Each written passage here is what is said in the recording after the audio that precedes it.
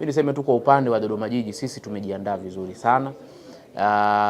Tumekuwa na mechi ngumu, a very tough match tunapokutana na Pamba Jiji. Nadhani hii inaanzia kwenye nature kwanza ya ujiji. Sisi ni jiji, Pamba pia ni jiji. Utofauti wetu ni mdogo tu kwamba sisi ni jiji ambalo ni makao makuu, wao ni jiji ambalo lina miamba na milima. Sisi kwetu miamba na milima sio mingi, wao miamba na, kwa kuna vitu tunazidiana, lakini kwenye soka tumekuwa tukipata ushindani mkubwa na mechi nzuri ambayo mashabiki wamekuwa wakienjoy kuitazama, sio papatu.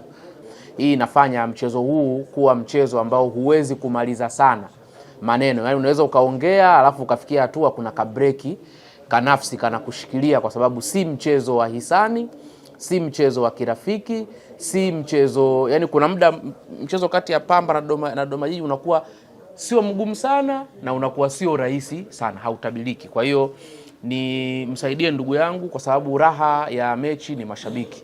Sometimes mashabiki wanavokuja kwa wingi, ni mashabiki kutoka Mwanza, lakini soka likiwa safi wanashangilia upande wowote. Kwa hiyo mashabiki waje kwenye mchezo wa kesho, lakini pia timu bora mbili zimepewa nafasi nyingine ya kufungua pazia la ligi. Kwa nini hawakupewa timu nyingine?